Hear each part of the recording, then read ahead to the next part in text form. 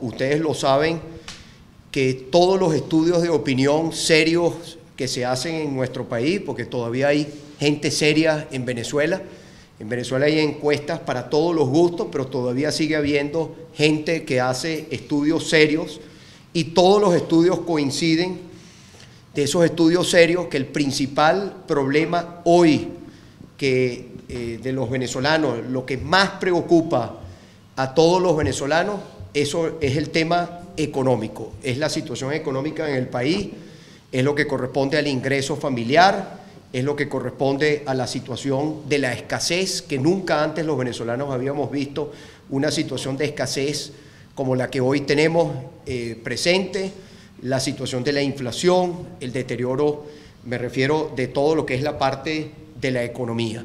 Yo quisiera, José, ahí tienes a los tres, ahí tienen preguntas que van llegando, siéntase en la libertad, como yo le decía a Ricardo y a Luis, José, sentirse en la libertad de interrumpirse. Este no es un programa de televisión, este es un programa un espacio a través de las redes para poder interactuar. Zapata, necesito abrir un poquito el plano del Facebook porque el único que me veo soy yo. Y quizás echar la mesa un poquitico hacia atrás, cuidado que no se les caigan los teléfonos. Cuidado. Yo voy buscando por aquí, un poquito más atrás todavía.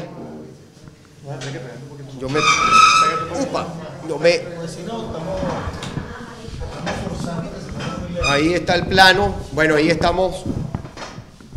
Los tres son economistas y bueno, creo que quién mejor que ellos para poder abordar el tema económico. Aquí de todas maneras, aquí tenemos el audio. Luis, puedes hablar con libertad. Yo creo que aquí nos escuchan bien a través de la cámara. Sí, pero sin necesidad de hablar, compartir este mismo micrófono, subimos. ¿Tienen otro micrófono en la mesa? Sí, ok, si lo quieren utilizar. Bueno, si quieren empezamos. José, aquí dice, ahí ves Carmen Hernández, cualquiera de los tres. ¿Cómo estará la economía del país el primer trimestre de 2016? A mí me gustaría un poquito escuchar la opinión de ustedes sobre el aumento del salario mínimo. José, con los tres hemos hablado, nosotros hicimos unas propuestas, en esto ayudaron ustedes en el mes de julio, donde hicimos una propuesta utilizando recursos no inflacionarios, me refiero a esos dólares que se le están prestando al país, de que sobre la base de ese préstamo una parte se utilizara para el incremento salarial, para un incremento general, no solamente el salario mínimo, sino que hubiera un incremento de los sueldos de todos los trabajadores venezolanos y que ese incremento nosotros lo establecimos en ese momento en 50%, estamos hablando del mes de julio, más otras medidas. Nunca planteamos un incremento como de forma aislada, porque sabemos que se necesita mucho más que eso para poder recuperar la economía, poder recuperar el poder adquisitivo de la familia venezolana. Así que bueno, yo les abro con eso sobre el incremento del salario mínimo y, oye, sería interesante cómo estará la economía de nuestro país el primer trimestre del año 2016, que pregunta Carmen Hernández. Bueno, gracias a todos por estar con ustedes y preguntar acá por esta vía. Yo creo que para responder la pregunta que acaba de hacer el gobernador Capriles acerca del aumento salarial, nosotros hemos sido partidarios de un aumento salarial para preservar el poder adquisitivo de la gente que trabaja. El problema está en que cuando los aumentos salariales se dan en un cuadro inflacionario y no hay medidas, digamos, compensatorias, medidas macroeconómicas que soporten el aumento salarial, los aumentos salariales terminan incrementando la inflación y aumentar la inflación, lo que sucede es que se pierde capacidad adquisitiva de los trabajadores en lugar de ganarse. Y creo que este es el caso de este aumento salarial, que además de insuficiente, se tomó de una manera aislada, sin ninguna medida macroeconómica que apoyara esto. Porque al final de cuentas, el propósito del aumento salarial es darle poder adquisitivo a los venezolanos, no darle más billetes, sino darle más billetes para que con más billetes puedan comprar más bienes y no menos bienes. Ahora, para responder la pregunta de la señora Carmen Hernández, cómo estará la economía del país en el primer trimestre de 2016, es importante ver cómo está ahorita. Bueno, ahorita lo primero que tenemos es que no hay cifra. No hay cifra. Hoy presentaron un presupuesto de manera inaudita, sin variables macroeconómicas fundamentales claramente definidas.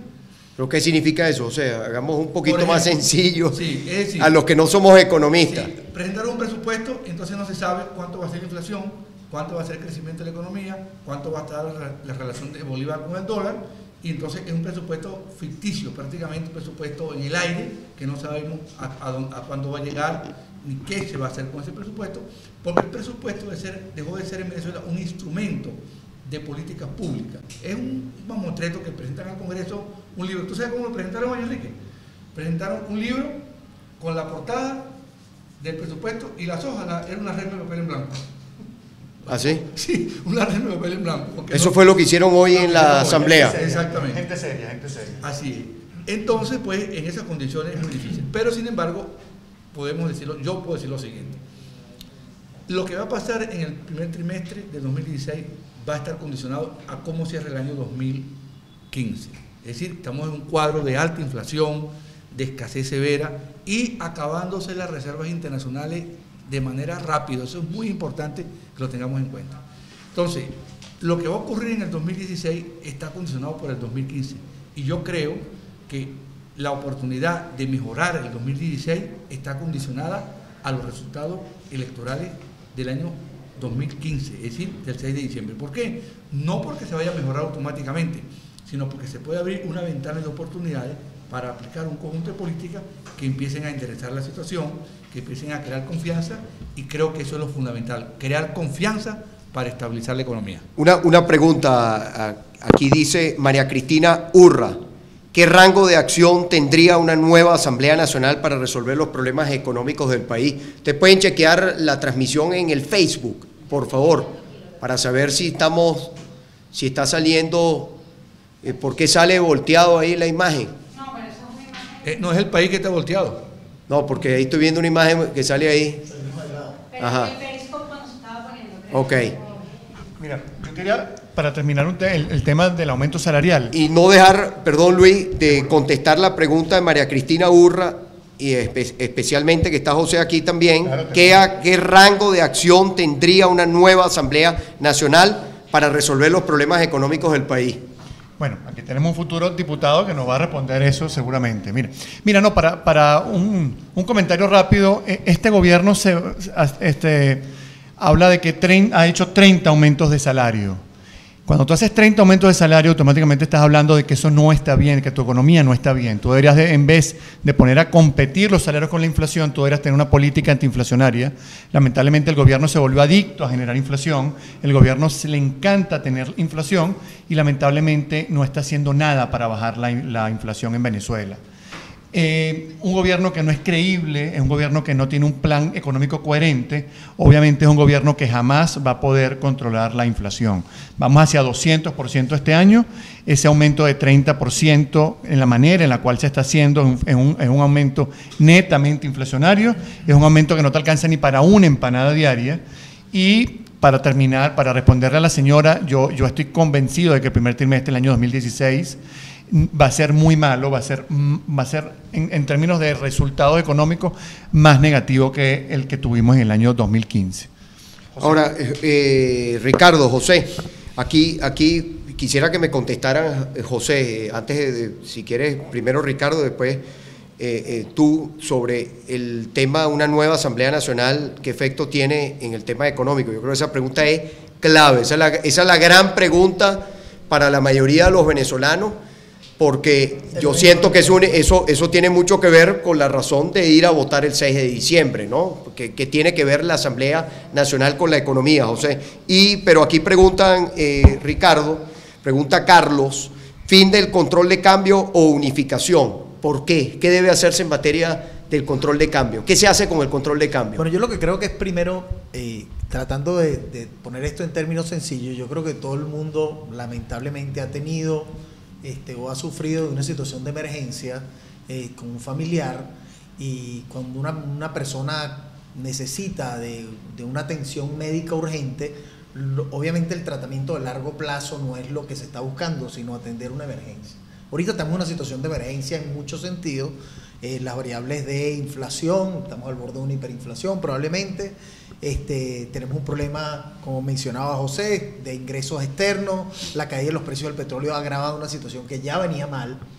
Y tenemos que tener unas políticas de terapia intensiva, que los médicos se tienen que reunir para atender la emergencia en particular. Y después pensar, una vez que se estabilice el paciente, pensar en las cosas de largo plazo. Una de las cosas de largo plazo, efectivamente, es qué vamos a hacer con un esquema cambiario para Venezuela. La gran tragedia que trae Venezuela, y no es de este gobierno nada más, y el gobierno anterior, sino desde los años 80, es la idea de que nosotros podemos controlar la inflación o arreglar la economía devaluando aquí, devaluando allá, poniéndole paños calientes y de alguna manera vivir de una artificialidad con el tipo de cambio. Y eso ha hecho que todos los venezolanos fundamentalmente se dediquen de una u otra manera, en vez de a producir, a buscar un dólar barato para venderlo caro. La razón de ser de la unificación cambiaria está en que todo el mundo tenga acceso al mismo precio del dólar y que se dedique a producir, no a ver cómo consigo un dólar barato, sino mira, yo sé cocinar, o yo sé hacer tal cosa, o yo sé producir maíz, voy a producir maíz. Eso es lo que yo sé hacer. Y no me distraigo con que, oye, ¿para qué vas a producir maíz si puedes aquí pedir un crédito, cambiarlo en dólares y no sé qué? Entonces nadie produce maíz, nadie cocina nada porque todo el mundo está pendiente de conseguir el dólar. Entonces cuando lo que se ha dado cuenta el mundo entero es que tú no puedes tener esas situaciones donde tú compras algo barato aquí y lo vendes más caro más allá. Entonces eso es lo que estamos haciendo hoy en día, por ejemplo, con el bachaqueo.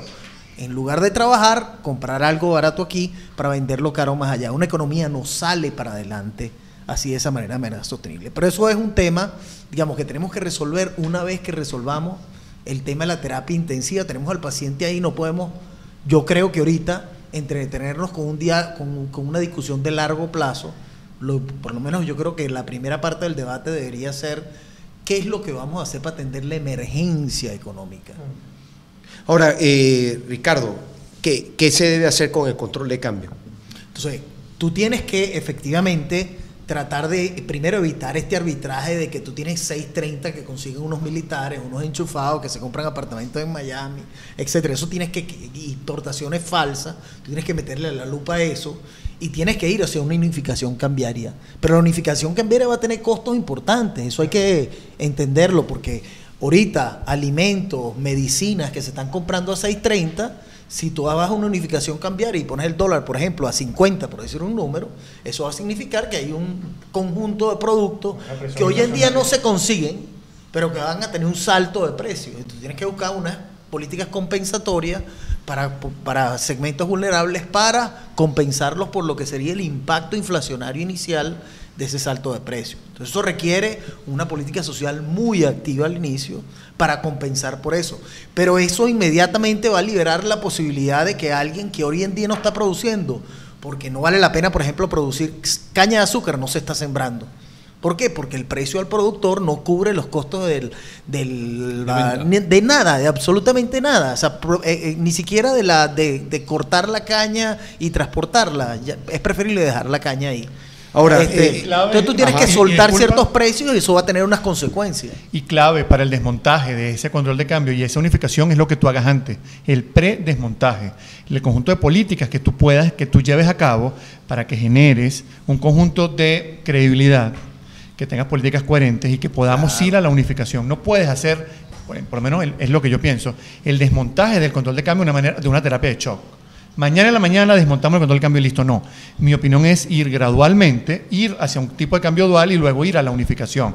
Y eso lo puedes hacer muy rápidamente, en cuestión de meses, puedes llegar a eso. Pero lo importante es generar credibilidad para que los agentes económicos crean en ti y no salgan en masa a comprar. No, y cuando hablamos de unificación, me imagino que estamos hablando de la unificación de los tipos de cambio oficial. Claro, que tenemos 4. Tenemos 3 oficiales y uno... Entonces tú tienes que, de alguna forma, dejar espacio para que haya unas transacciones en un mercado que se vaya notando la transparencia, dotar de transparencia un mercado libre y unificar el oficial, ir viendo todas esas importaciones públicas, que la mitad de las importaciones en Venezuela son importaciones públicas.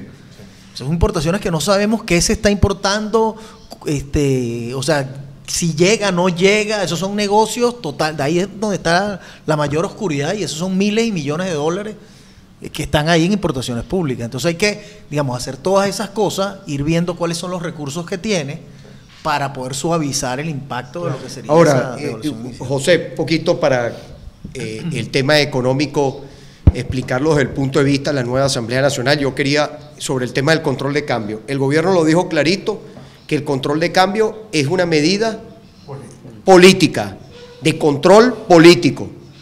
O sea, eso está dicho, por ello se pusieron en evidencia que el control de cambio, detrás del control de cambio no hay un tema de garantizarle la economía a los venezolanos, sino un tema de control político, dicho que lo han utilizado es para eso. Nadie en Venezuela sabe qué se importa a dólar a 6.30. El control de cambio ha sido probablemente el antro de corrupción más grande que ha habido en este país en los últimos años. No, desde Huancaipuro para acá. O sea, bueno, probablemente. Nunca se ha abierto una investigación para determinar las responsabilidades, para saber a dónde han ido a parar esos dólares que han sido asignados a través de ese antro de corrupción. O sea, lo que yo les quiero decir es que con el control de cambio, sin duda alguna, hay que tomar correctivos. Yo creo que si aquí quitan el control de cambio, al día siguiente se agotan las reservas internacionales porque nadie confía en este gobierno, porque ni el venezolano en la calle confía en este gobierno, el inversionista extranjero menos confía en este gobierno, y el que tiene inversiones en Venezuela, que no las ha podido, su ingreso no lo ha podido, caso de empresas extranjeras que están en el país, que tienen represado sus recursos para su casa matriz, la tienen represado porque hay un control de cambio, el gobierno no le asigna las divisas y no ha podido tener su flujo de caja que debería ser normal en cualquier país. Al día siguiente, si usted quita el control de cambio, van a ir a comprar los dólares y se acaban las reservas internacionales. Ahora, lo cierto es, José, y ahí yo te pediría, porque yo creo que expliques el rol de la próxima Asamblea Nacional, que tiene que ver con temas como como la unificación cambiaria, como cuál es el plan que se lleva a la Asamblea Nacional desde el punto de vista de la economía. Tú hablabas hoy de la presentación del presupuesto, que fueron a presentar un libro hoy de puras hojas en blanco. Son las 7:20 de la noche, no sé si el señor Nicolás Maduro ha salido a darle la cara a los venezolanos para explicar, desde ayer está diciendo que él va a anunciar algunas acciones en materia económica, algunas medidas.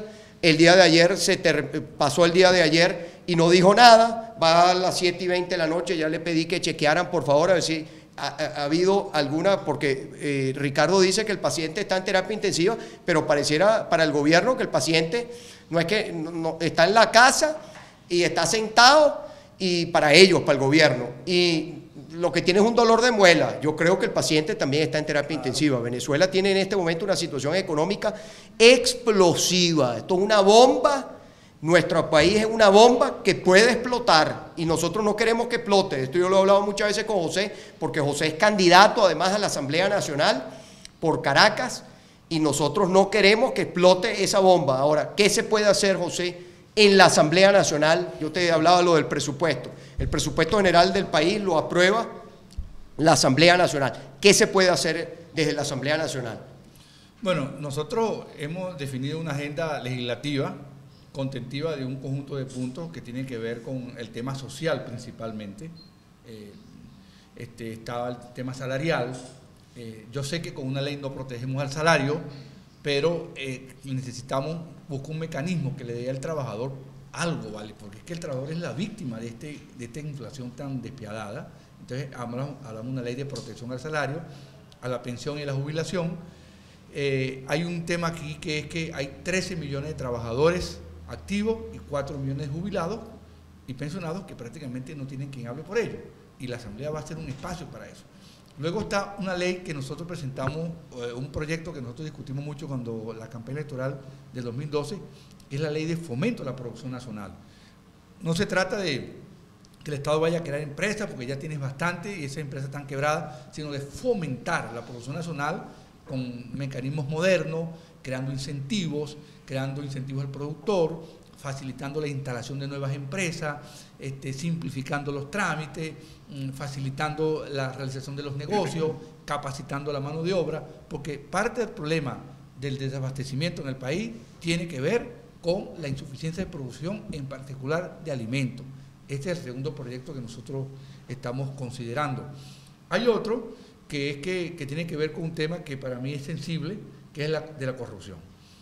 Aquí unos caballeros se robaron un montón de millones y nosotros estamos por poner una ley de repatriación de capitales para tratar de no solamente recuperar lo que se robaron, sino de señalizarle al país que los funcionarios públicos deben manejar los recursos con transparencia y que el que vaya a robar sepa que hay una ley que lo va a agarrar, lo va a buscar, lo va a perseguir, lo va a enjuiciar para hacer justicia, porque los fondos públicos no son para robárselo. Se llama Ley de Repartición de Capitales. Y hay una ley, Enrique, que yo he venido sugiriendo, que es la ley de adjudicación de la propiedad a los hoy adjudicatarios de la Gran Misión Vivienda Venezuela. Nosotros hemos hecho una averiguación acerca de esto y a la gente que está en la Misión Vivienda Venezuela, que son venezolanos, tanto gente de los sectores muy populares, le dan un cartoncito que diga que le adjudicaron la vivienda, pero no le dan la propiedad. Entonces, eso es un problema muy serio, porque la vivienda es tal vez el activo más fundamental que tiene la persona o la familia, entonces no la pueden vender, no la pueden enajenar. Si tienen que mudarse, se la tendrá que poner en el hombro y llevársela, porque no la pueden ni siquiera vender, la vivienda, enajenarla, no pueden grabarla, no pueden darle en hipoteca. Entonces, nosotros pensamos que esos títulos de propiedad deben ser conferidos a las personas de la Gran Misión Vivienda Venezuela. Y hoy es una noticia que ha pasado desapercibida, que es que los beneficiarios de la Misión Transporte tampoco pueden vender los carros. Los carros no son de ellos prácticamente. Entonces nosotros pensamos que esos derechos tienen que ser restituidos. Y una agenda social que tiene que ver con un tema que es el tema de las pensiones, que yo creo que en algún momento va a tener que abordarse en este país, porque ¿qué es lo que está haciendo el gobierno? Saca un listado de los pensionados. Entonces pareciera que las pensiones las da el gobierno. No, señor, las pensiones no las da el gobierno, las pensiones se las da usted mismo cuando usted cotiza su 7% del salario y el patrono pone 14%, esos son 21% que usted ahorra durante 750 semanas y cuando usted cumple su cotización, usted nace el derecho. Esos son los temas sociales que nosotros estamos pensando llevar a esta Asamblea Nacional, entre otros. Ajá, una pregunta que le hago, ¿hay posibilidades de otro DACAzo en Venezuela? ¿Me la hacen a mí? Yo quiero decir algo sobre eso. ¿Por qué quiero decir algo sobre eso? Porque tenemos la información a través de nuestros técnicos en materia agroalimentaria que el gobierno está almacenando más de 100.000 toneladas de alimentos y materias primas en silos, puertos, aeropuertos y demás facilidades del gobierno para las 2 últimas semanas de la campaña electoral, es decir, entre el 13 de noviembre y el 6 de diciembre, inundar el mercado. O sea, el gobierno tiene acaparada la comida. El gobierno es el acaparador de la comida. Tiene acaparada la comida ahorita. Y está haciendo un acto que yo creo que, ninguno de los gobiernos anteriores, desde el mejor hasta el peor, logró hacer, que es jugar con el hambre de unas personas que se levantan a las 4 de la mañana, es una cola, y están esperando que su pollo, su carne, su aceite, y el gobierno está jugando con eso de manera muy peligrosa. Es importante advertirle al venezolano que no se vaya a dejar confundir con esta política, que es una política absolutamente irresponsable de estar acaparando alimentos para soltarlo en las 2 últimas campañas, en las últimas semanas de la campaña electoral. Ajá, otra pregunta que yo le hago, además de lo del DACAzo. ¿Qué pasa en términos, ustedes que manejan las cifras, si el gobierno le mete la mano a Empresas Polar, en términos de la producción de alimentos? No sé si ustedes manejan las cifras, pero yo quisiera que ustedes las compartieran, porque esto pareciera que para algunos voceros del gobierno lo ven como un chiste. A mí me parece sumamente grave que el gobierno en la situación actual pretenda seguir atacando a la poca empresa privada que queda todavía funcionando en el país, y en este caso estamos hablando de una de las empresas en lo que respecta a la producción de alimentos más importante que hay en Venezuela. No sé si ustedes manejan las cifras, quisiera un poquito preguntar ahí. Sí, quizás antes de darle la palabra a Luis, yo creo que uno de los grandes consensos que existe en Venezuela, dentro de todas las diferencias que lamentablemente todavía tenemos entre nosotros, es alrededor de la idea de que lo que el gobierno le ha puesto la mano en materia de producción lo ha dañado.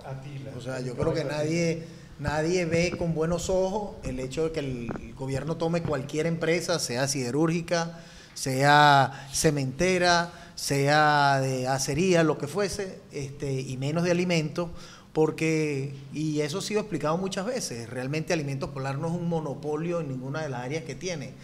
El que más tiene, desde el punto de vista de capacidad de producción, en los distintos rubros básicos, le hace arroz, café,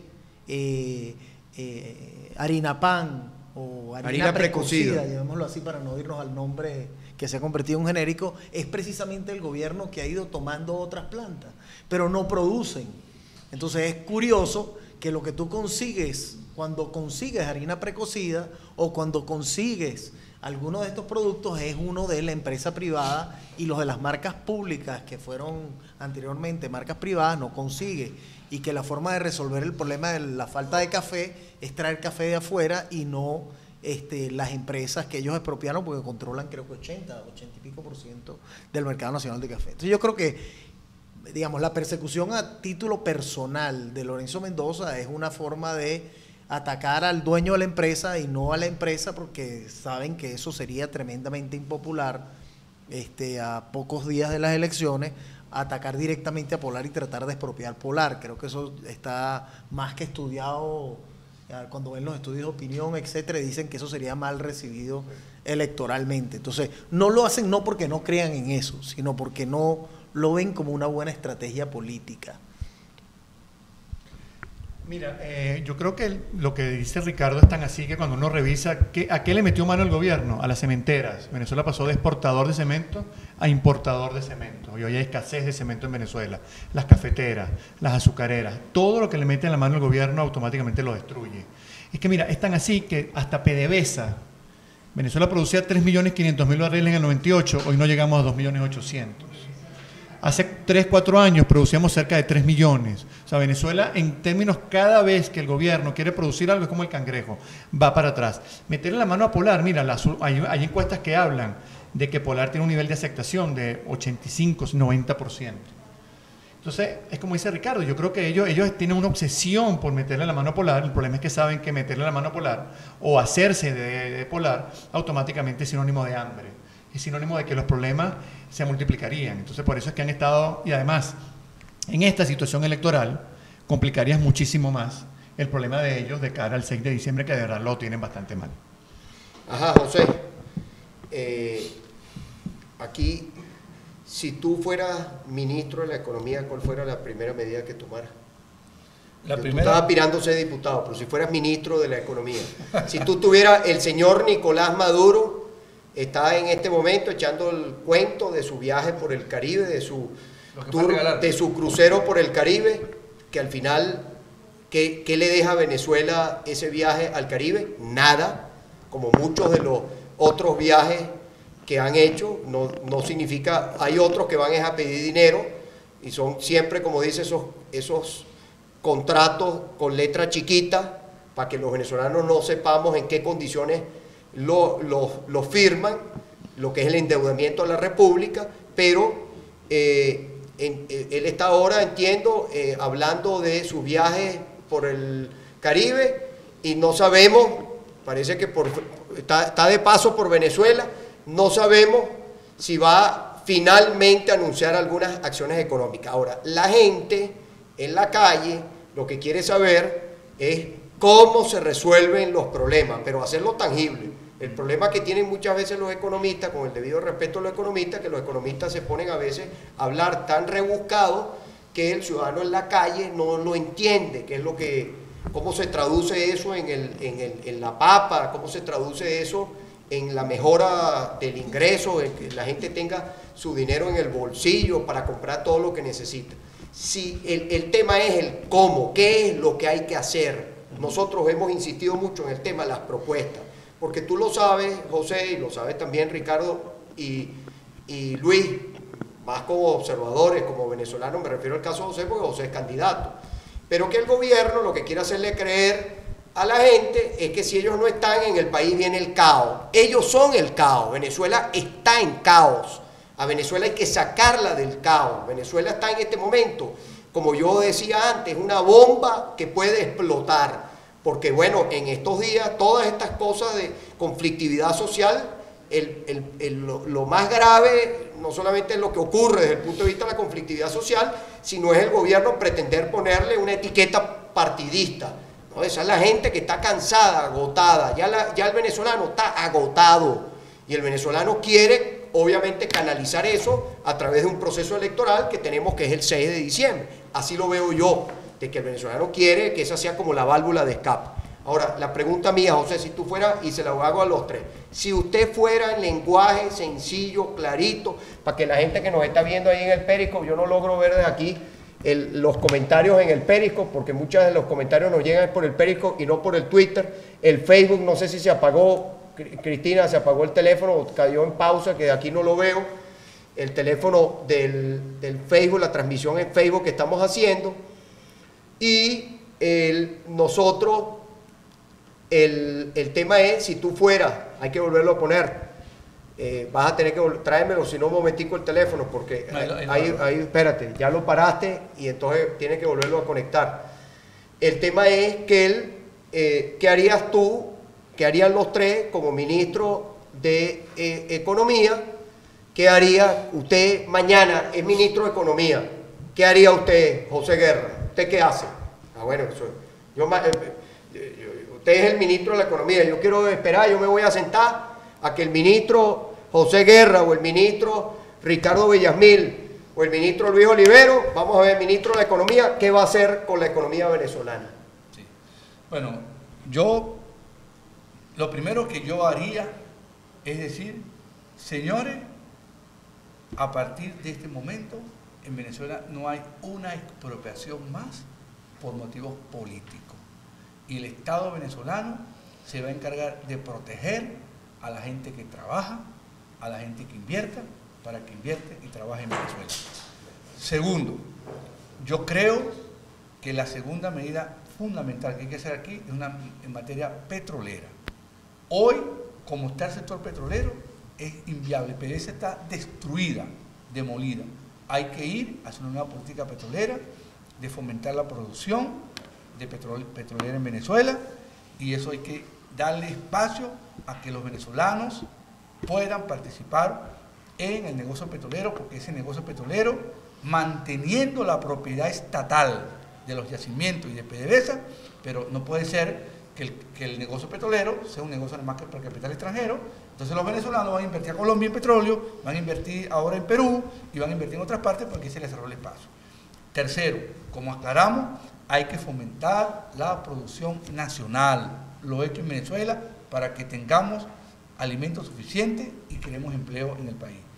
Y en quinto lugar, yo creo que hay que hacer un plan de infraestructura, porque de verdad, el drama de los servicios públicos es terrible. No sé si tú por allá por Miranda, pero por ejemplo en el Valle, en Coche, en Santa Rosalía, donde soy candidato, el problema es el agua, mi hermano. El agua, no hay agua ahorita. En los sectores altos del Valle, de Coche, Santa Rosalía, tienen 15 días en algunos sectores sin una gota de agua. Hay que invertir en infraestructura, hay que invertir en vialidad, hay que invertir en los hospitales, hay que invertir en las escuelas. Y luego un poco lo que explicaba Ricardo Villasmil, las medidas ya, de unificación cambiaria, cómo vamos a hacer la unificación cambiaria, qué es lo que hay que hacer para que los tipos de cambio converjan, el problema fiscal. Tenemos un problema de un macroestado. Este estado que tenemos hoy acá no es financiable, ni con el petróleo a 100. Y tenemos que hacer una reflexión acerca de esto. Entonces, ¿qué tipo de estado es el que tenemos? Si un estado empresario o un estado social. Entre un estado que va a invertir en fábrica, que va a perder plata, como también se explicó aquí, en un conjunto de empresas quebradas, y un estado que le va a meter dinero a las universidades, dinero a la educación, dinero a la infraestructura, que para mí es el estado social. Yo prefiero el estado social antes del estado empresario. ¿Por qué? Porque las empresas las puede querer el sector privado. Y entonces el Estado tendría una gran responsabilidad en lo social, que es lo que yo creo que es la deuda que se tiene con este pueblo, en lo social. Porque no sé si ustedes sabían, ahora se nota que eres candidato. Tenemos, óyeme, oye, gobernador, tenemos hoy, en el año 2015, más pobreza que en el año 1998. Vamos para el 60%. Estamos superando, sí. Mira, Ricardo. No, si quieres, dale. Yo anoté unas 4 o 5, obviamente estoy de acuerdo con las cosas que dice José. Yo empezaría por el tema institucional. Hay que fortalecer las instituciones, independencia del Banco Central. ¿Cómo es posible que el Banco Central esté haciendo las cosas que está haciendo? Hay que hablarle a la gente y hablarle claramente con la verdad. Ricardo habló de que teníamos un país que está en crisis, un país que está en terapia intensiva, un país que está enfermo. Bueno, al enfermo hay que hablarle con la verdad. Hay que decirle a la gente la verdad, hay que decirle a la gente lo que está ocurriendo en materia económica en Venezuela y hay que decirle que hay que tomar medidas. Esas medidas van a venir con un componente social, obviamente, con política social, pero hay que tomar medidas. El desmontaje de los controles es algo que es necesario y que va a crear incentivos tanto para la producción nacional como para que vuelvan a venir capitales a Venezuela. Como bien decía Enrique y como también dijo Ricardo, aquí en Venezuela nadie va a venir a poner un $1 si hay un control de cambio que no te permite repatriar dividendos, si hay un control de cambio que no te permite a ti hacer las inversiones que tienes que hacer. Instituciones, desmontaje de los controles, el tema de PDVSA. ¿Qué está pasando en PDVSA? En el año 98 nos vendieron la idea de que PDVSA era una caja negra. Hoy en el 2015 PDVSA es una piedra, no se sabe qué está ocurriendo en PDVSA, no hay cifras de PDVSA. Hay que hacer una auditoría de emergencia de lo que está ocurriendo en PDVSA y aumentar la producción petrolera de Venezuela. Eso hay que hacerlo, se cuenta con los socios, hay que revisar un conjunto de cosas, hay que revisar los convenios energéticos. ¿Cómo es posible que sigamos mandando 200.000 barriles a países del Caribe y esa gente nos esté pagando a 50%, una parte nos las paga en efectivo o alguna parte nos las pagan en pantalones, en arroz, en un conjunto de cosas? Eso hay que revisarlo. Crear, como bien decía José, incentivos para la producción nacional, la revisión de las empresas públicas. A Nicolás Maduro se le salió un día que tenían 850 empresas. Bueno, ¿qué están haciendo esas 850 empresas? ¿Qué está pasando con la CBG? ¿Cómo es posible que Nicolás Maduro haga una cadena de radio y televisión en un sitio que tenía 6 meses parado? O sea, ¿qué está pasando en la CBG? Eso hay que revisarlo. Hay que crear una comisión de que revise qué es lo que está ocurriendo en esas empresas. Y yo creo que eso sería a grandes rasgos lo que yo le recomendaría, como si tuviera alguna posibilidad de hacer recomendaciones. Ricardo, Sí, yo enfatizaría la idea de repartirnos la tarea. Yo creo que los problemas de Venezuela son tan grandes y que el Estado tan débil como es en Venezuela, es grande pero es débil, no los puede resolver. Y necesita del concurso de todo el que pueda, de los 30 millones de venezolanos que están aquí, de los que están afuera, para resolver esto. Y negarle los espacios al emprendimiento, al sector privado, a la gente que tiene soluciones para sus cosas, que la creatividad está en el ser humano y no está en el Estado, es un absurdo, especialmente con los problemas que tenemos. El Estado ha abandonado su papel natural, o sea, no es solamente que ha absorbido espacios como cementera o como empresas productoras de café o de azúcar o de mercados, de bodegas, etcétera, sino que lo más grave es que ha abandonado su posición. Es como en un juego, el Chorestó se va a tratar de agarrar el rolling en primera base y ha dejado el Chorestó vacío. Entonces, ¿qué es lo que está pasando en Venezuela? Que la electricidad no llega, que el orden público, la justicia, que es un espacio natural del Estado, el Estado está distraído haciendo las cosas de producir café o tratando de hacer un tema que le toca al sector privado y descuida su rol natural. Al Estado hay que focalizarnos en las cosas que son inherentes al Estado: el orden público, la estabilidad económica, el respeto a los derechos de propiedad, el tema de las garantías a la educación, no necesariamente ser el gestor de la educación, eso podemos pensarlo después. Probablemente podamos incluso garantizar la educación, pero darle un espacio al sector privado, a las ONG en el tema educativo, en la gestión de la educación, pero garantizar igualdad de oportunidades en materia educativa, que todos los venezolanos tengan acceso a bienes fundamentales en la comunidad donde viven, agua potable. Sabemos la crisis de agua que hay, la violencia, o sea, la vida en Venezuela es un drama fundamentalmente por los bienes públicos. Ahorita estamos viviendo un tema de escasez de bienes privados, pero el drama de la pobreza y el drama de Venezuela en realidad es un drama fundamentalmente de bienes públicos. O sea, basta ir a una cárcel, el gobierno no puede controlar ni siquiera la seguridad en una cárcel, mucho menos la va a poder, que es un espacio cerrado, donde mandan los pranes, y mucho menos lo va a controlar. Entonces el Estado tiene que dedicar a lo que naturalmente le compete y dar espacio para que el emprendimiento, para que la creatividad del venezolano ocupe el espacio que el Estado ha tratado de absorber muy torpemente. Mira, José, tú tienes tu teléfono y yo te invitaría a que revisaras por tu dirección los mentions, nos quedan unos minuticos. A ver, ahí estamos viendo los que llegan por el hashtag Pregunta Caprile. Ajá, sube por ahí. Bienvenidos como siempre, todos los que quieran opinar por este espacio. ¿Por qué, una pregunta, José, por qué el Banco Central no da la inflación? Bueno, ahí hay una situación que es la siguiente, ¿no? Pero así, sí, claro, y raspado. Bueno, no la da por una razón muy sencilla. No quiere evidenciar la magnitud de la crisis que hoy sufre la economía venezolana. Las cifras que están saliendo, que llegan pues extraoficialmente u oficiosamente, hablan de una inflación que va rumbo al 200% y una caída de la economía de prácticamente 8 o 9%, con lo cual vamos a tener el peor resultado de cualquier economía del mundo en muchos años. Hoy, Venezuela está casi como Siria, más o menos. Sí, más o menos que la solución es botar el termómetro. Sí, la solución es exacta. Entonces lo que hicieron fue rompieron el termómetro para no evidenciar que el paciente tiene una grave enfermedad, que es una crisis económica. Eso es no quieren evidenciar la crisis. Ahora, esta es una irresponsabilidad muy grande, porque están desconociendo un derecho constitucional que es el derecho a la información, que está en la Constitución. Mira, ahí el señor está preguntando, ¿será que Maduro algún día dará los índices de inflación? Bueno, fue tan caradura. Dios Francis. Fue tan caradura Maduro que habló de 80% de inflación a mes de septiembre, ¿eh? Increíblemente, ¿no? 80%. Y ahí lo grave es no solamente que le está mintiendo descaradamente al país, porque el 80% no es la inflación, es la ligereza con la que habla de un número tan grave como 80% de inflación, casi todo. Si de verdad fuera 80%, nos colocaría no solamente de primero a nivel mundial, sino doblaríamos al que estaba de segundo, que es Ucrania. La ligereza con la que maneja, aparte de la manera tan fácil con la que le miente al país, hablando de inflación. Mire, yo quisiera ahorita ver un momentico lo del Periscope, a ver si tú puedes entrar por ahí para ver algunas preguntas del Periscope, pero yo les digo a ustedes como economistas, yo creo que hay que agarrar.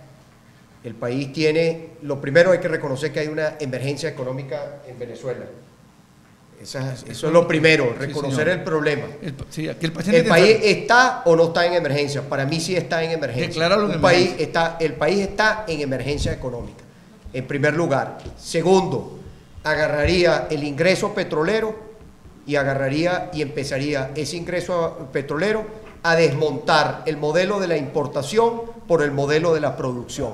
Agarraría esos dólares, llamaría a la empresa privada que está en Venezuela, la que todavía queda, señor, ¿cuántos divisas, qué repuesto necesita usted para su industria? Este repuesto, que tienen meses esperando que llegue el repuesto porque no le dan las divisas. Aquí tiene el repuesto, ponga a producir. Agarraría todas las empresas expropiadas, llamaría a sus trabajadores, llamaría a sus antiguos propietarios, el caso de esas empresas que han sido pagadas, llamaría a los trabajadores, haría accionistas a los trabajadores y los invitaría a poner la empresa del Estado a producir, a generar dividendos, a que realmente produzca. Agarraría el petróleo que es del Estado, lo agarraría para empezar a diversificar nuestra economía y empezar, una palabra que yo creo que es clave para la recuperación económica de nuestro país, que es la palabra confianza. Siendo Estado, respetar el Estado de Derecho, respetar las leyes, dejar de amenazar a la gente, dejar de amenazar al sector privado. El sector privado en Venezuela puede producir 5 veces más que con el mismo monto que se destina a la importación. José, si tú estás el día de mañana en la Asamblea Nacional, que todos esperamos que sea así, tienen que meterle la lupa y el ojo a las importaciones de alimentos, porque detrás de las importaciones de alimentos hay un gran guiso. Por eso siguen importando alimentos, porque crearon empresas que son de un grupito que está dentro del gobierno, que son las intermediarias, en las importaciones que vienen de otros países, porque la importación viene a través de empresas, y esas empresas hay que averiguar, y ahí es donde el país va a empezar a conocer la verdad, quiénes son los propietarios, quiénes están detrás de la importación de alimentos. En estos días salía por las redes, había información de un venezolano vinculado a este gobierno que compró el apartamento más caro allá en la ciudad de Miami, en el estado de la Florida, allá en los Estados Unidos. Una persona vinculada a este gobierno. ¿Cuántos están vinculados a este gobierno que han hecho cuantiosos recursos a través del control de cambio? ¿Qué es lo que pasa detrás del control de cambio? La corrupción. La política, el tema del control de cambio hay que meterle, y eso lo puede hacer la Asamblea Nacional. Eso tiene que hacerlo la Asamblea Nacional. La Asamblea Nacional tiene que meterle la Contraloría al control de cambio, así tal cual como suena. Tienen que empezar a desmontar la corrupción que hay en este país, porque detrás de la corrupción ahí se ha ido, son millones de dólares que se ha tragado la corrupción. Tú hablabas de una ley de repatriación de capitales. Bueno, hay que buscar mecanismos legales, pero también hay que ir a lo efectivo, a lo que permita que esto se traduzca en beneficio para los trabajadores, en beneficio para los venezolanos. Yo creo que aquí pasa en primer lugar por reconocer que el país está en una situación de emergencia. O sea, como dicen, aquí hay que traer los bomberos para apagar el fuego, porque el país está incendiando su economía. Y hay, bueno, Nicolás Maduro que está, ya no sé si está hablando de si pueden chequear ahí a ver si está hablando de algo que tenga que ver con la economía.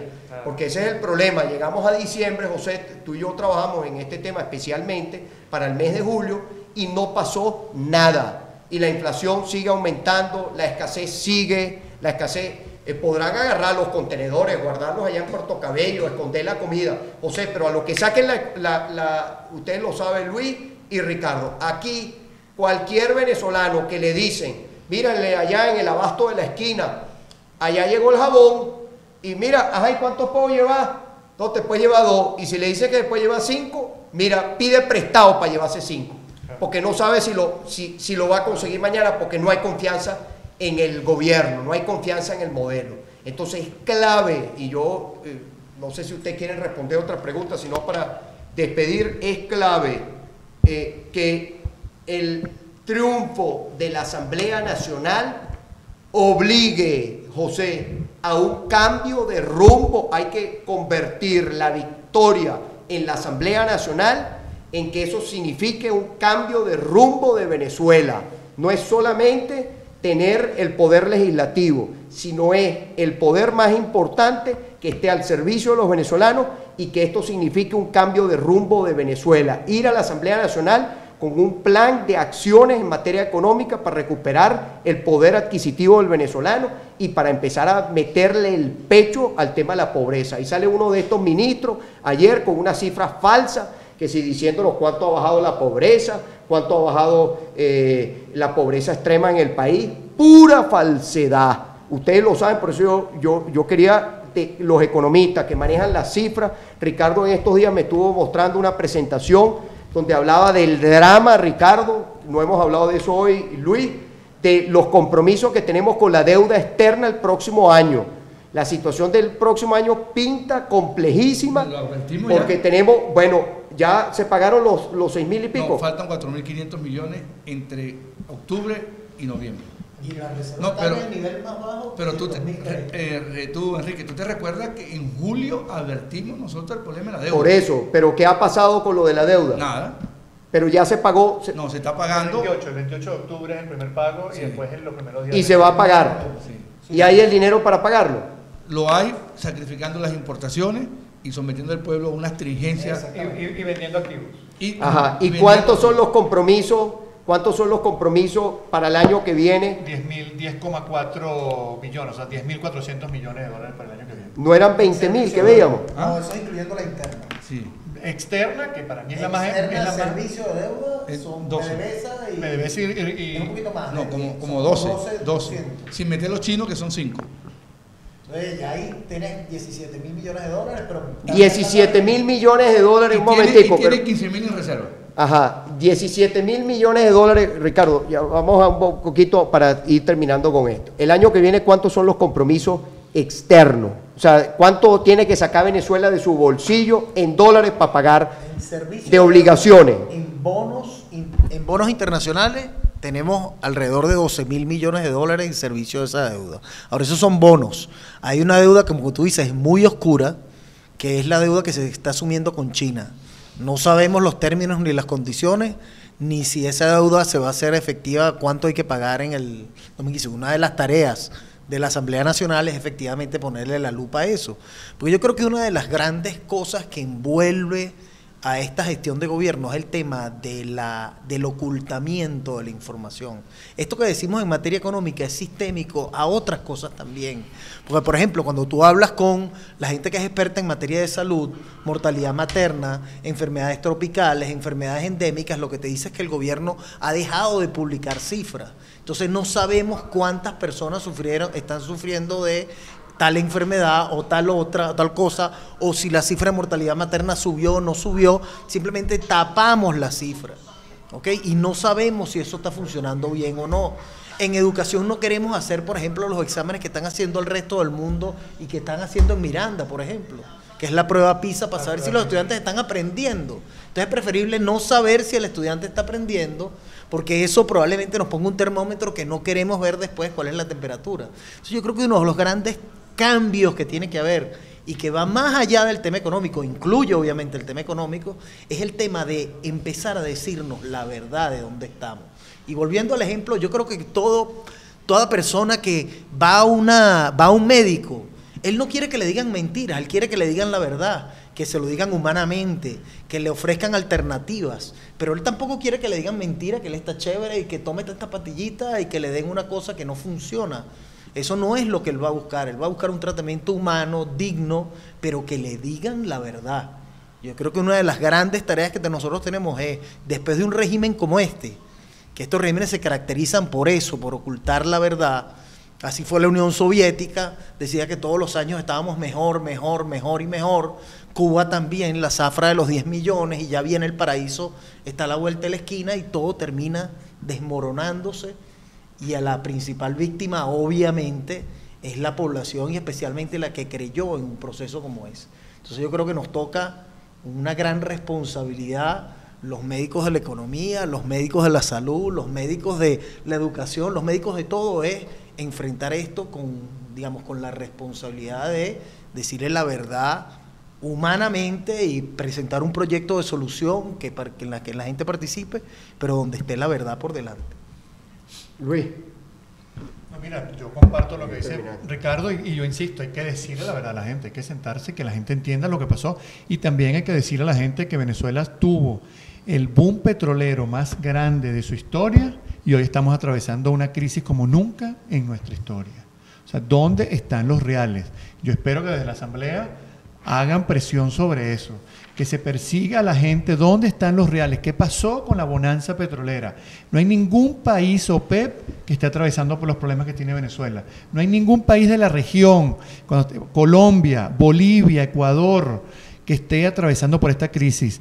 En Venezuela no se publican, como está hablando Ricardo, el tema de pobreza. El ministro dice unas cifras de pobreza, pero tú vas al INE y no publican desde diciembre la cifra de pobreza. Entonces, si es verdad lo que dice el ministro, ¿por qué no publican la cifra de pobreza? Entonces, mira, estamos en una situación muy delicada, una situación que antes de mejorar va a empeorar. Yo estoy convencido que el 6 de diciembre puede ser un punto de inflexión y va a ser un punto de inflexión, tanto desde el punto de vista político como económico en Venezuela. Pero insisto, hay que decirle a la gente la verdad, hay que ponerle a la gente sobre lo que está ocurriendo en materia económica en Venezuela. José, para terminar, aquí te preguntan, estoy viendo el último tuit que llega, su opinión sobre un pronunciamiento de la Academia de Ciencias Económicas. Sí, es verdad, hoy la Academia de Ciencias Económicas publicó un comunicado muy bien elaborado, donde describe de manera muy objetiva la realidad económica y social de Venezuela, habla del tema del endeudamiento, habla del tema de la pobreza, pero sobre todo habla de la inviabilidad de un modelo económico que fracasó. Esto fracasó, esto se agotó, esto no da para más y hay que cambiarlo en consecuencia. De manera que el tema, muy bueno el documento de la academia, me uno a la felicitación a estos integrantes de la academia que hicieron un buen trabajo. Pero yo quisiera finalizar por lo menos la parte mía con lo siguiente. Quisiera retomar lo que tú dijiste, Enrique. Yo creo que la propuesta de declarar el país en emergencia es válida, porque eso nos va a obligar a presentarle las propuestas al país para solucionar esa crisis, esa emergencia. Yo creo que hay que tomar el tema porque es de verdad, la emergencia es el colapso de los servicios públicos, el colapso de la alimentación. Mira, mis amigos, yo lo que estoy viendo es hambre en la calle. Hambre, compañero, hambre, gente que está comiendo pero no se está alimentando. Porque tú puedes comer pan y puedes comer pan con mantequilla, pero no estás alimentándote bien, hermano. Entonces ahí tenemos un problema serio de alimentación y eso tiene que ver porque con la declaración de emergencia de la económica en el país para obligarnos a presentar al país un conjunto de propuestas para salir de la emergencia, tal como se ha planteado acá. Una pregunta aquí para terminar. ¿Cuánto es el costo para producir un barril de petróleo al país, Luis? Lo último que publicó PDVSA este año era $18. $18. Bueno, la gran propuesta, todavía los que están aquí conectados, tenemos casi una hora, la gran propuesta, entiendo yo hasta esta hora, casi las 8 de la noche de Maduro, es una reunión de la OPEP, porque él dice que las inversiones, para que se mantengan las inversiones en el mundo, el precio del barril de petróleo tiene que ser $80. O sea, ahora van un pasito para adelante, un pasito para atrás. Unos días nos dicen que el petróleo puede llegar a cero y que aquí no pasa nada, porque eso es lo que han dicho. Aquí dijeron que estábamos blindados, que aquí el petróleo podía llegar a cero y que aquí no pasaba nada. Ahora dicen que el petróleo tiene que ir a 80. El otro día decía que los venezolanos teníamos que hacer de tripas corazón. Mire, señores, aquí el problema son esos que le dicen a usted que un día le dicen una cosa y otro día le dicen otra, pues son mentirosos. El 6 de diciembre tenemos una oportunidad de ir cambiando a un grupo de mentirosos, para que tengamos gente en la Asamblea Nacional que vaya allá a trabajar y a decirle la verdad a usted, que vaya allá a recuperar nuestro país, para sacar a Venezuela de este caos en el que la ha metido este grupito. Eso es el 6 de diciembre, un paso para cambiar ese rumbo. No quiere decir que el país el 7 de diciembre resolvió sus problemas, no. Quiere decir que a partir del 5 de enero del año 2016 usted va a tener una Asamblea Nacional que no va a levantar, los diputados no van a levantar la mano para comprar aviones de guerra, por ejemplo, ni va a levantar la mano para que el país se le siga endeudando en condiciones desfavorables para todos los venezolanos de hoy y los pequeñitos, porque están endeudando hasta las próximas generaciones. Para eso es importante una nueva Asamblea Nacional, además de todos los poderes. Ahora, este gobierno con un mandato el 6 de diciembre contundente a favor de un cambio, o corrige el rumbo o hay que cambiar el gobierno. Eso está en la Constitución.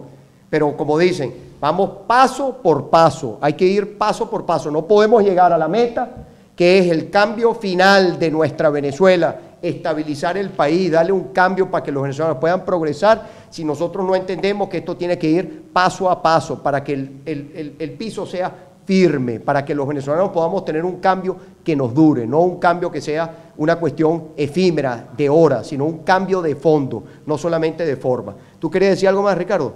No. Bueno, Luis, si quería un comentario final, son las 8 de la noche. Yo quiero agradecerle a todas las personas que se conectaron. Ahí, de todas maneras, en las direcciones de ustedes deben estar preguntas, si ustedes quieren interactuar después, en las direcciones de los tres, de Luis Olivero, Ricardo Villasmil y José Guerra. Y José, candidato por el circuito del Valle. Coche y Santa Rosalía. Coche y Santa Rosalía, que ha estado fajado, ¿no? Duro. Bueno, como debe contar con usted allá, compañero. Bueno, con mucho gusto. Lástima que yo no voto por ti. Lástima que yo no voto por ti, sino voto en Miranda, como todo el mundo sabe, ¿no? Pero si no, con muchísimo gusto iría y votara por ti, porque yo creo que hay que llevar gente a la Asamblea Nacional que quiera trabajar y especialmente gente que tenga conocimiento de la economía para que en la Asamblea Nacional se lleven propuestas económicas que sean viables para sacar a ver nuestro país de esta situación en la que nos encontramos. Muchas gracias por haber estado por aquí interactuando y feliz noche para todos. Nos despedimos aquí y nos vemos el próximo martes en este espacio.